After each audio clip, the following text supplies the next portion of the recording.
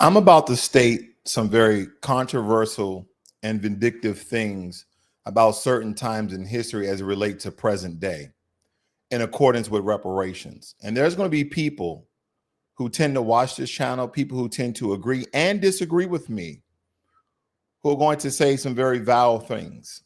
Maybe not to me, but maybe to people in the comment section. Because this conversation needs to happen because of the politicians, and it's not only the politicians, but other groups that have denied reparations for foundational Black Americans for quite some time. And there's been other groups on a larger scale who've been calling out for this. So before you get emotional, just stay tuned and listen to my breakdown.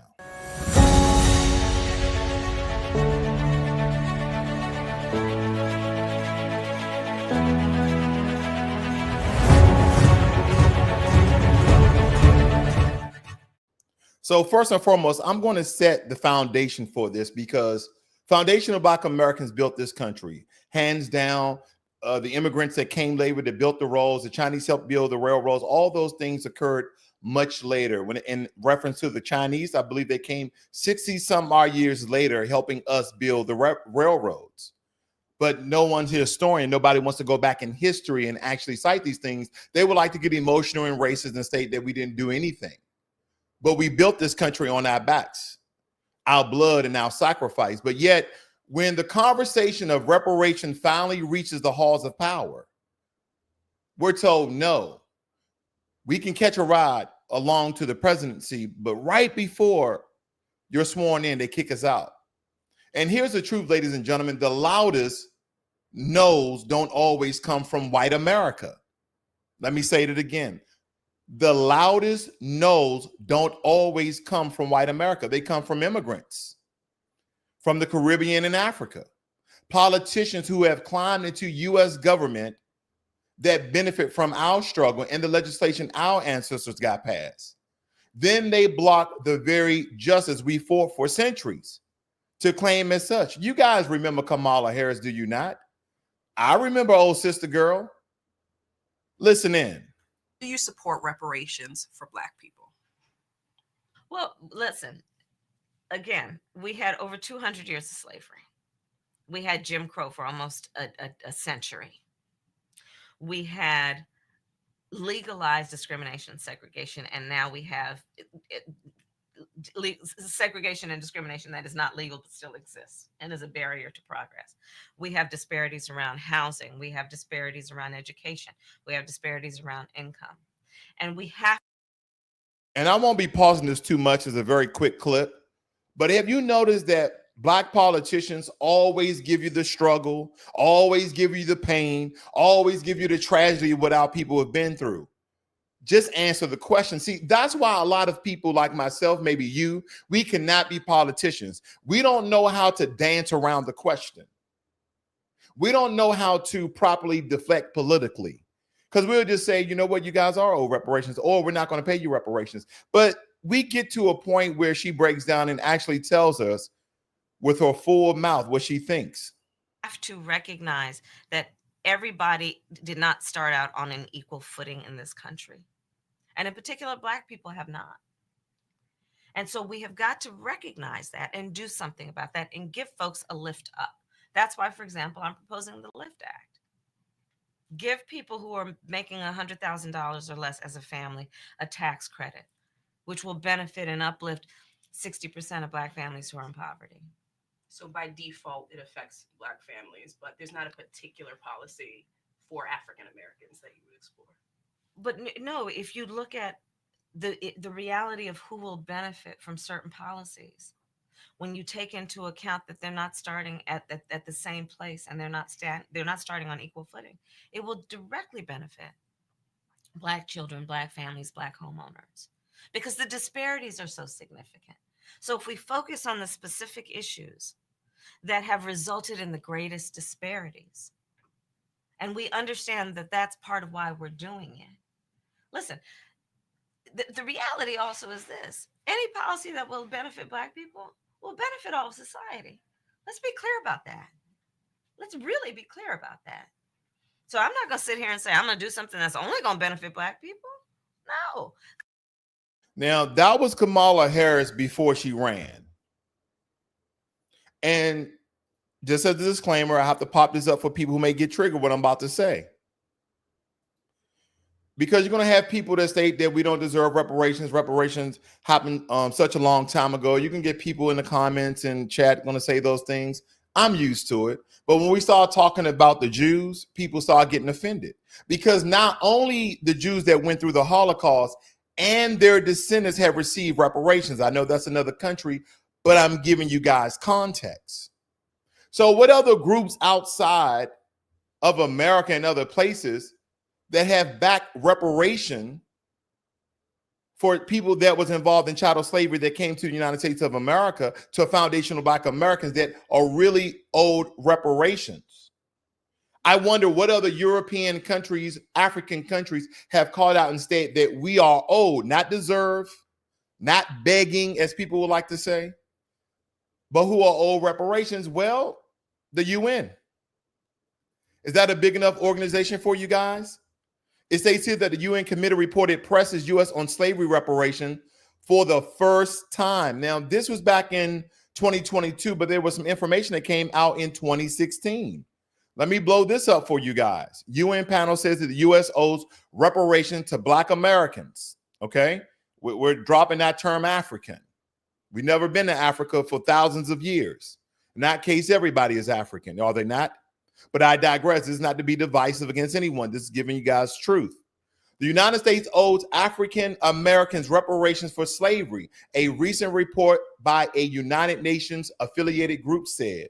The UN Working Group of Experts on People of African Descent said that compensation is necessary to combat the disadvantages caused by 245 years of legally allowing the sale of people based on their color.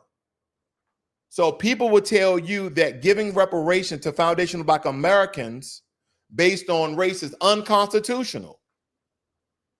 But slavery was based on race. Oh, no, there was white people in slavery. You mean indentured servants?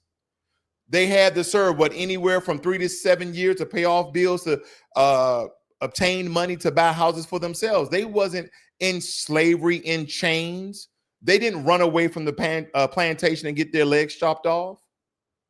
But the UN is now recognizing this. And they also stated the UN group warned that the U.S. has not confronted its legacy of racial terrorism that's still happening today. Now, that was in 2016. Here's a report in 2022. Again, there's many accounts that, again, other European nations, and maybe they don't have to foot the bill, but Germany did pay reparations to the Jews, and they're still paying reparations today. And let's not forget the Native Americans, the so-called Native Americans, red-colored people here in the United States of America. They still receive reparations from the United States of America by the way of the Indian Bureau of Affairs. I probably mixed that up a little bit, but you guys know I'm referencing. Now, in the States here on August 30th of 22 in Geneva, for the first time, the UN Committee on the Elimination of Racial Discrimination, called CERD, is calling on the U.S. government to begin the process of providing reparation to descendants of enslaved people. And the recommendation comes in the committee's report on its review of U.S. compliance with the CERD treaty. The committee also took the usual steps in its countrywide review of citing human rights violation in a specific state, environmental racism in Louisiana. I was just covering this just the other day when I was referencing Katrina. I was just covering this just yesterday when I was referencing Katrina, because some people do not believe if there is no brutality, killings, hangings, this all sorts of heinous acts that are physical, that there's not other forms of racism, and they are. They do it environmentally. I digress. Let's move on. Because also, here's a report of last year that you guys might have missed. The UN Right Chief urges states to act on slavery reparation. It states here, right under his name, the United Nations High Commissioner for Human Rights addresses Human Rights Council on his report of the situation of human rights in the occupied Palestinian territory. So he's calling on reparations for Palestine as well as people who were part of slavery.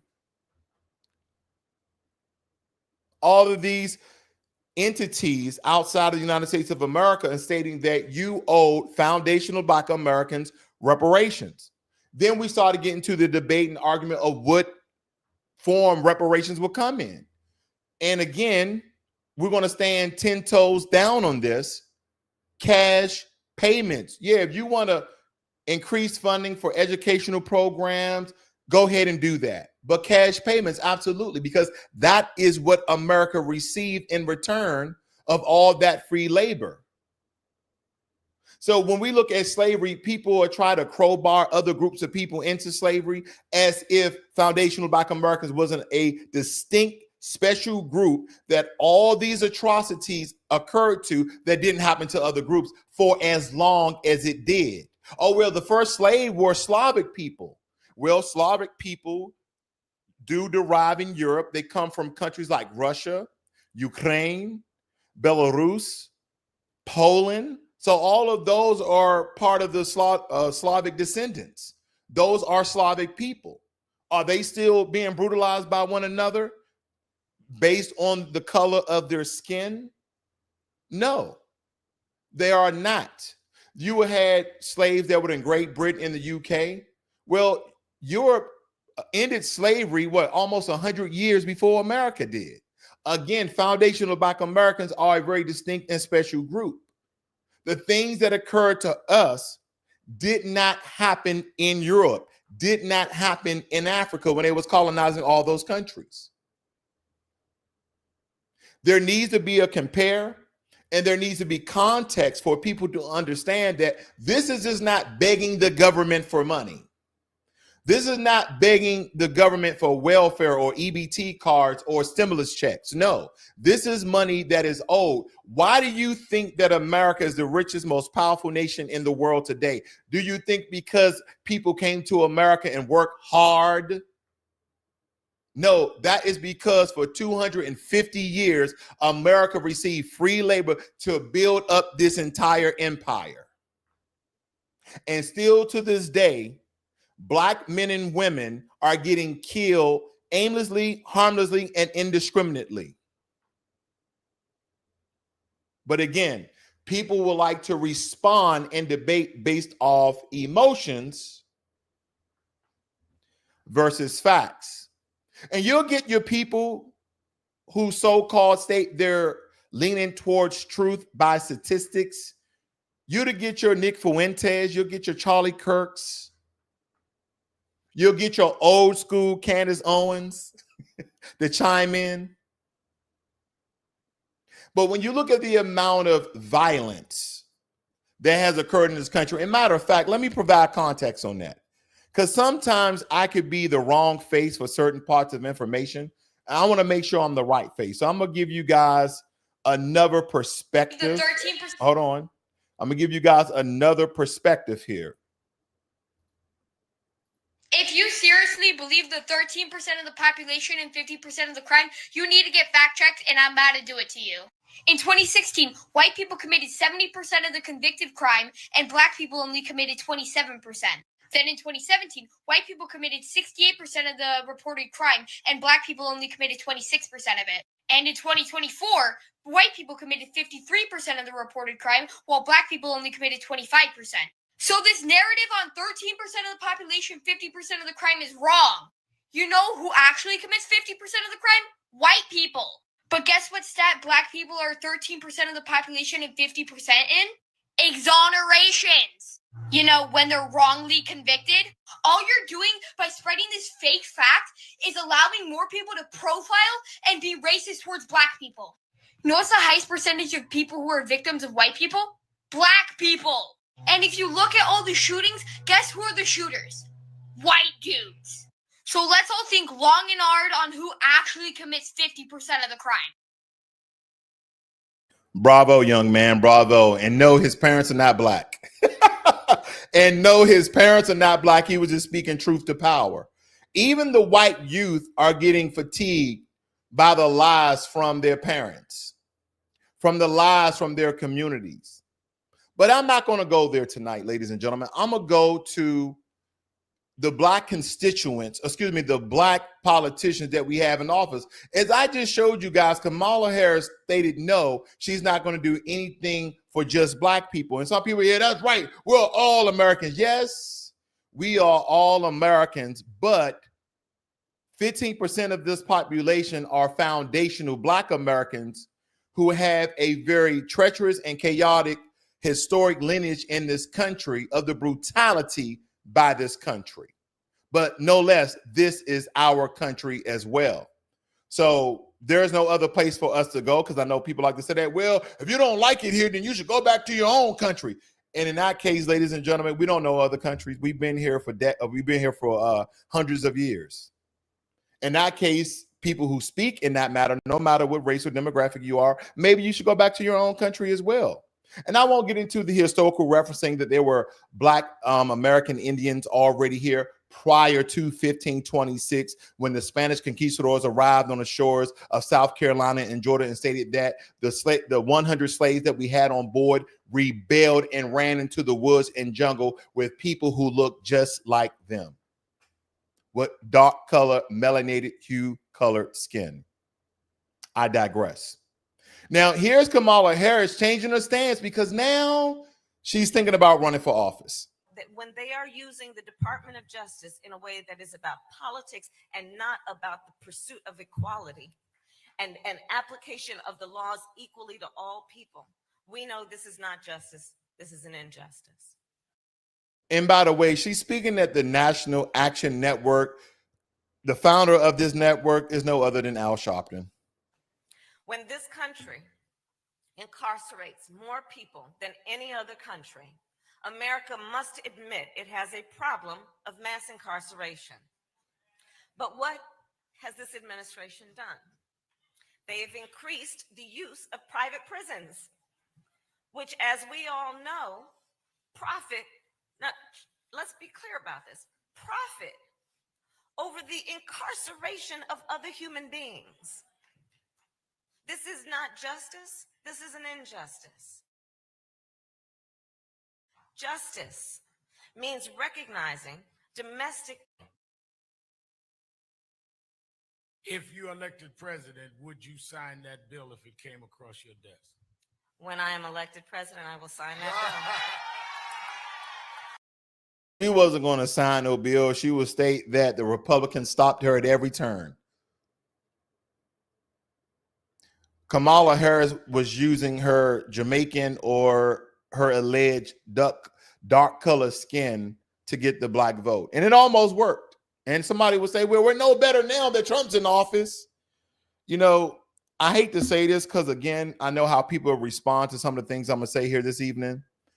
In order to build anew, sometimes you have to destroy. In order to build anew, sometimes you have to destroy. And I know a lot of people don't like that.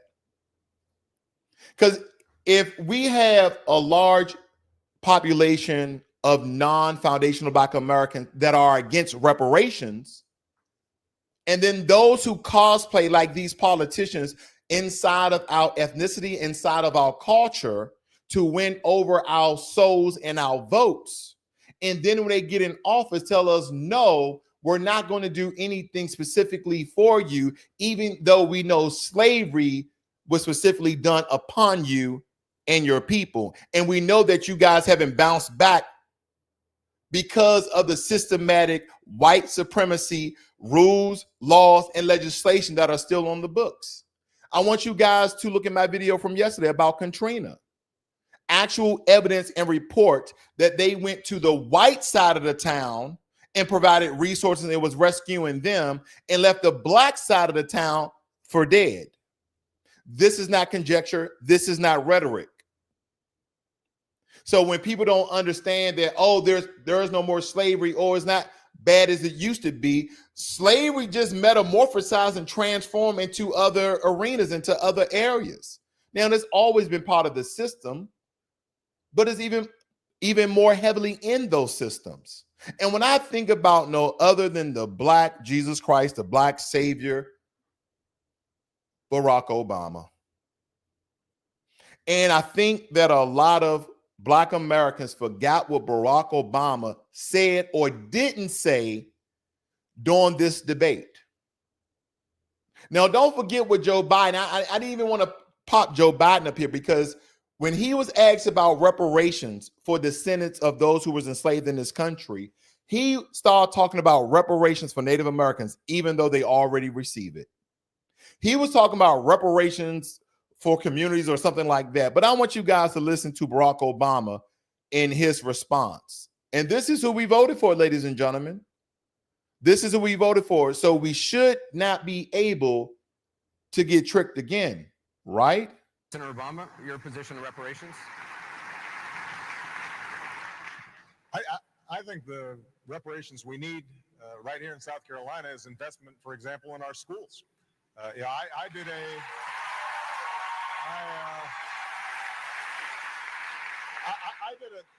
a town hall meeting in Florence, South Carolina, in an area called the Corridor of Shame. They've got buildings.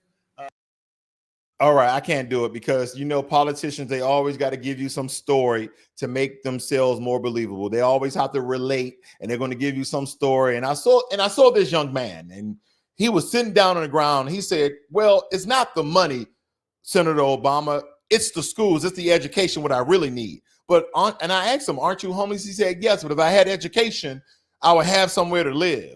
That doesn't make any damn sense, does it not? So we've been having Black politicians who are tethers, who are tethers to come to this country, to cosplay within our culture, only to benign neglect our reparations movement. Let's talk about it. We need to talk about it. Because reparations have been discussed since Special Order or Special Field Order 15 in 1865, the so-called 40 acres and a mule promise that was stripped away by no other than President Andrew Johnson. And bills like H.R. 40, the Commission to Study and Develop Reparation Proposal for Black Americans Act, it has been introduced for decades, but it's been blocked, stalled, and even ignored. But notice who often sits in key positions when these conversations stall. People who are not descendants of U.S. chattel slavery. These people are not descendants of U.S. chattel slavery. They are not. And granted, with H.R. 40, it's a nothing burger. It does nothing. It just, let's study about reparations. But now that we see the Republicans, the conservatives are in office, they're trying to eradicate slavery from history. And they're doing it in the right order. They say, you know what? Let's start to erase history. Let's not call them slaves. Let's call them laborers. That's what they're doing in Texas. They're changing the wording. Instead of them saying they came over on slave ships, let's say that they're immigrants. So if you have 500,000, between 400 and 500,000 African slaves came over for Africa, but there were already Black American natives already here in the New World. And so there was an ethnogenesis and became a new group. Very easy to understand. I know everyone understands that.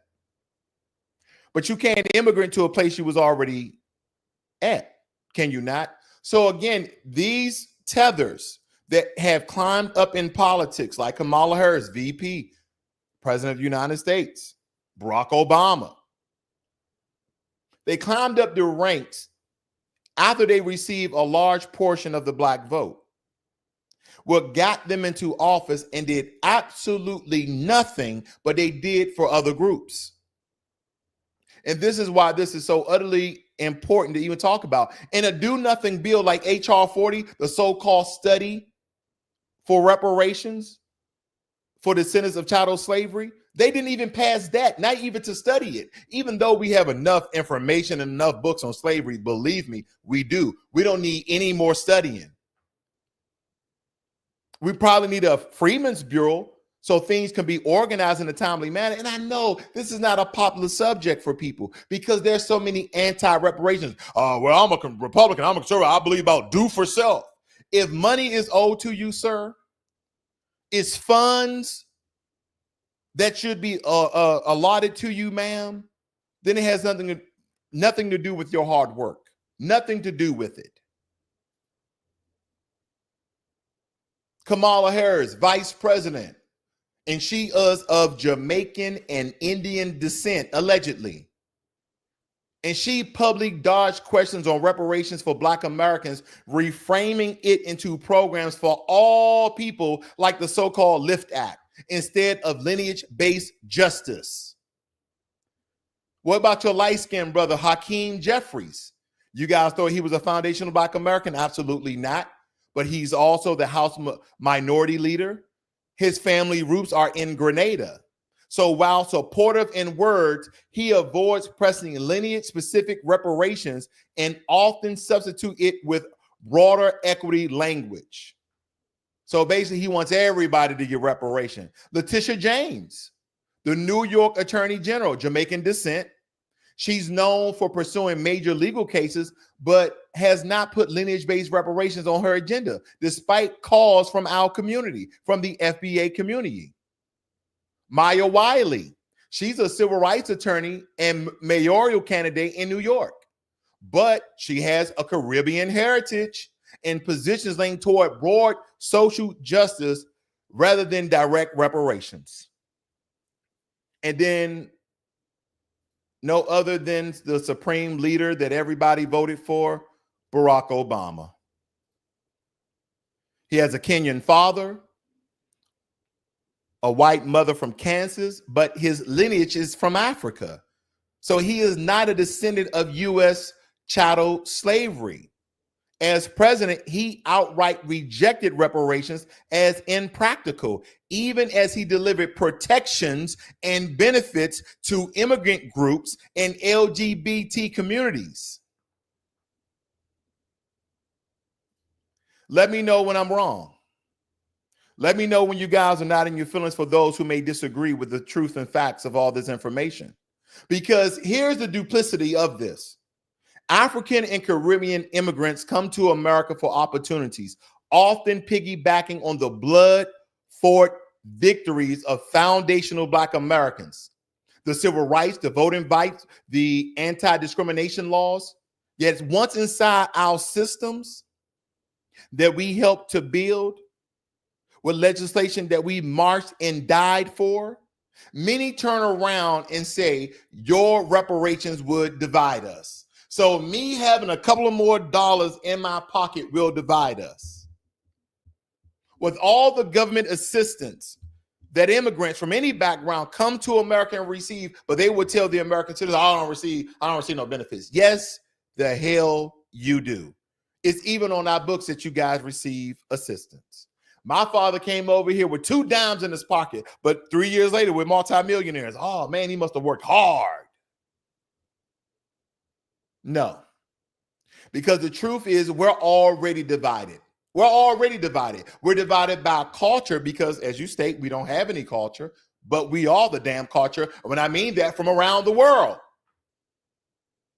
About our history and about our damn legacy. See, certain verbiage, certain words within the vocabulary, certain lexicon, certain vernacular may have people all in their feelings. But let me just let you know, this isn't about hate. This isn't xenophobia, as people will say. This is about recognition. We're not the same people. Foundational Black Americans built the foundation of this country that we call the United States of America. And immigrants came later to walk on it.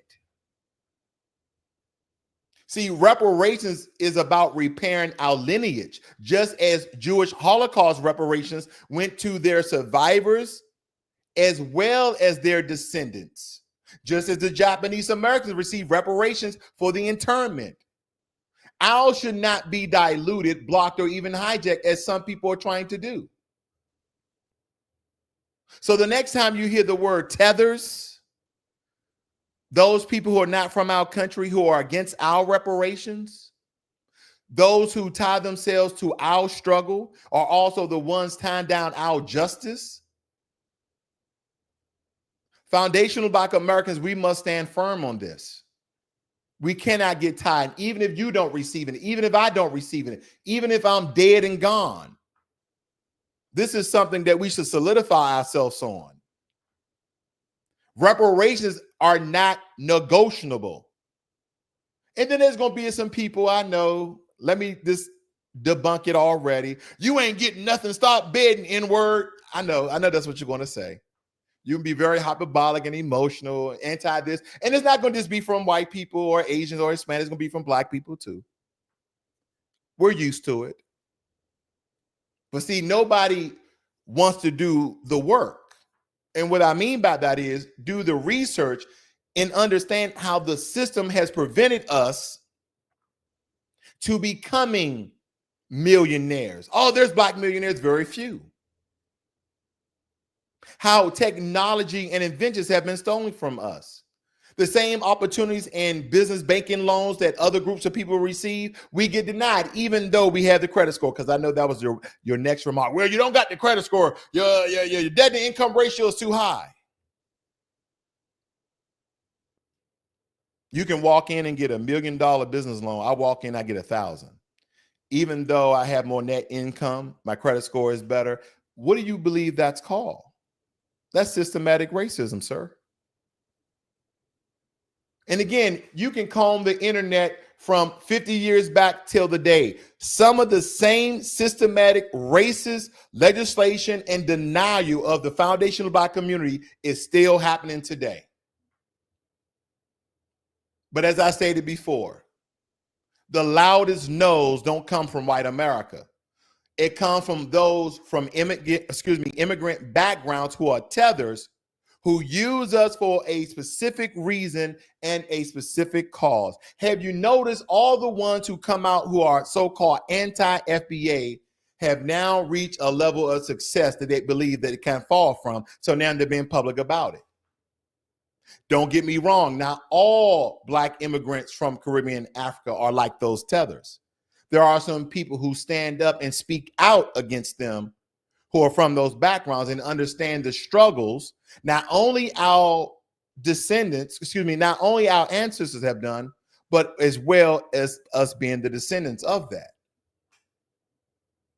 Reparations are owed.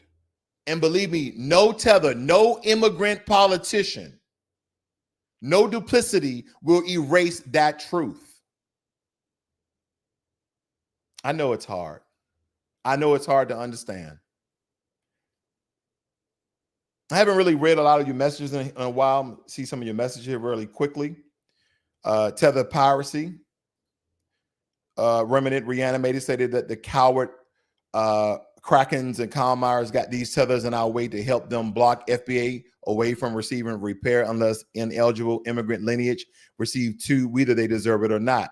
I can't agree more. And this whole crackdown when it comes to the crime, I'm a native Washingtonian from DC. And yes, there's a lot of crime in DC when I was growing up. Yes, there's a lot of crime in Chicago. Yes, there's a lot of crime in LA. No Black person will ever state that there's not a lot of crime. But if I just reference you back to the young white boy who gave the statistics on crime, see, crime seems more relevant when it's in urban cities because you have this congregation of people who are tightly knit in these so-called hoods and ghettos, which were designed by the U.S. government, no less, because it was an experiment. And guess what they did with that experiment? They told the Nazis, because the Nazis did the same thing to the Jews. Because they knew by stacking people on top of one another, giving them limited space, limited resources, and making it hard for them to find opportunities to work, they knew that it would incite violence. This is not hard, folks. It may be psychological, but it's not hard. Because once that occurred, they knew that they predicted that violence will increase, and it did. Because how else would we find a way to survive? This is why slavery is still part of the U.S. Constitution. You guys don't believe me. Some of you guys who may not be familiar with the U.S. Constitution, I'm just going to pop it up very quickly here. I'm not going to be before you long, but I do want you to see it in the Constitution for yourself. I think it's imperative that we read it for ourselves. But again, I love to provide context. Okay. I'm just going to pop up the 13th Amendment here very quickly. And a lot of times it says right here, neither slavery nor involuntary servitude, listen, neither slavery nor involuntary servitude, except as a punishment for crime whereof the party shall have been duly convicted, shall exist within the United States of America. How do you create a criminal class? You limit resources. You making sure that it's impossible for them to buy land, and so they can expand. You keep them congested. You keep them confined. You keep them living on top of themselves. And people don't believe this is systematically done. Whether it be redlining or gentrification, same difference. Same difference. Oh, well, you need to get educated. You need to go to school so you can make a six-figure job so you can live in some of these better neighborhoods. That's what it is. Well, we've already showed reports that even though, take for instance, like DC, you had the school I went to, and then you had Wilson Senior High School, which was a public school that was majority white. Well, you don't understand taxes because people in those areas make more money, so those schools get more funding because they're taxed.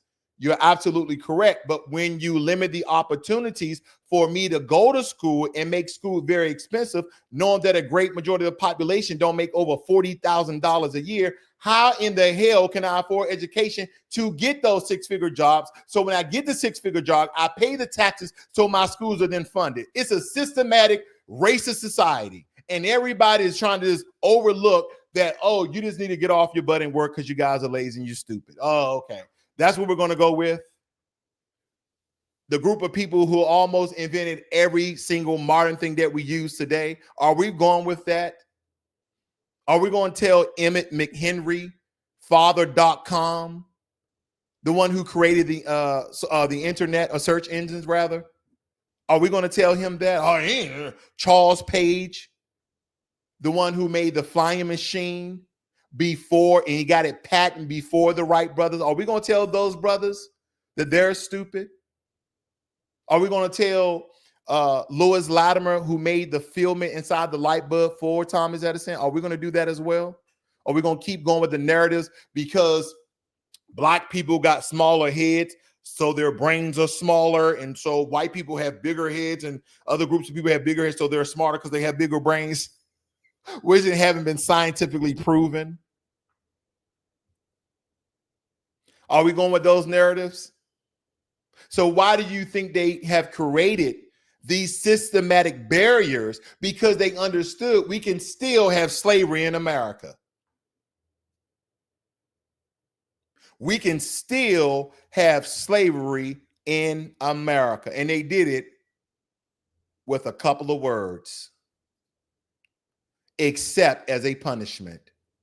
Slavery nor involuntary servitude, except as a punishment for crime. And we got our sisters out here and a lot of our brothers doing all these relationship videos, creating a much larger divide. And again, we have to do some of their background. Some of them are from the Caribbean, Africa, saying these very heinous and harmful things about Black American culture.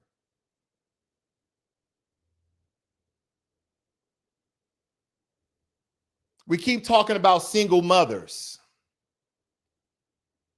but people want to ignore mass incarceration. Who came up with the legislation? Joe Biden, the same people you guys voted for. Who signed it into law? Bill Clinton, the guys you guys voted for. And then Barack Obama said with his full face What about reparations for school system in North Carolina? Y'all didn't hear him, did you? For example, in our schools. I think the reparations we need right here in South Carolina is investment, for example, in our schools. That's what Barack Obama said when he was asked about reparations. And you already know what Kamala said. Look at the reality of who will benefit from certain policies. When you take into account that they're not starting at the same place and they're not starting on equal footing, it will directly benefit Black children, Black families, Black homeowners, because the disparities are so significant. So if we focus on the specific issues that have resulted in the greatest disparities, and we understand that that's part of why we're doing it. Listen, the reality also is this: any policy that will benefit Black people will benefit all of society. Let's be clear about that. Let's really be clear about that. So I'm not going to sit here and say I'm going to do something that's only going to benefit Black people. No, because what? Yeah, I've watched this video too many times, family. Thank you for the donation, Crystal Watson. I do appreciate that. Douglas Sullivan states that, Brother BlackLogic, you get a 10 out of 10 on the reparations video. Excellent. I hope to see more videos on reparations in the future. Thank you so much. I do appreciate that. The Democratic Party is anti-Black. I do agree. And we don't have to really get on the Democratic Party. We already know that the Democratic Party is the party of what? The KKK. We already know, do we not? But ladies and gentlemen, I just wanted to point this out because a lot of times when we talk about reparations, a lot of people get in their feelings. And me, I tend not to be too emotional. I speak with emotion, but I'm not psychologically emotional about the conversation because it's not about the emotions. It's based on fact and truth, and is backed by evidence of historical facts. That's part of our lineage, that these bodies and these governments, whether it be local, state, or federal, they already know. Why do you believe that the Native Americans still receive reparations till this day? To the point where Native Americans come out and say, we don't receive no reparations. Their schools on reservations are federally funded. They get stipends, whether it be monthly or quarterly. And some people are like, no, nobody don't see no stipend. Maybe you're not from one of the affiliated tribes. Because I've been on some of these reservations when I lived in Washington State. They have brand new school building. Now, granted, not every tribe, not every reservation have the same thing. There's probably certain other tribes still fighting for more funding, more resources. But nonetheless, why don't you see Native Americans in public? Because for the most part of it, they stay on their reservations because it's federally funded. It's free. I would stay on the reservation as well. I'm living for free off of everybody else's tax dollars. And every time you talk about reparations, you get somebody who's a white supremacist or who has white ideologies, and they say some very deflammatory things in the comment section. I say, what about reparations for Native Americans? Oh, well, you know, I'm 5% Native American. Oh, my sister, father, brother, land, cousin, great grand aunt was a Cherokee. I don't get no reparations. They always try to make it personal. That's why, family, we cannot be personal with Black people, with white people, with Asian, Hispanic, Pacific. We cannot be emotional talking about the things we went through in this country and what is owed to foundational Black Americans. We cannot be emotional. You can speak with emotional, but you should never be out of pocket because this is based on facts. They're going to speak out of emotion. They already lost the argument. See, our fight is with this government. This government sanctioned reparations. And when we thought we have people who would collab with us with our fight for what is owed to the descendants of those who went through slavery, those who were raped, hung, burned, who fought against each other for sport,